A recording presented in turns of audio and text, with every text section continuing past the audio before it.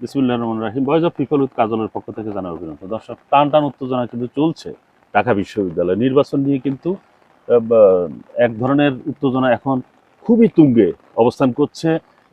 এখন কে জিতবে কে হারবে এটা নিয়ে ওরা খুবই টেনশনে আছে।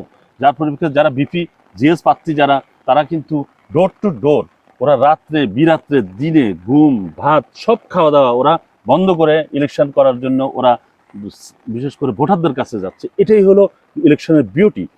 সেই বিউটিটাই ওরা দেখিয়ে দিচ্ছে সারা বাংলাদেশের মানুষদেরকে।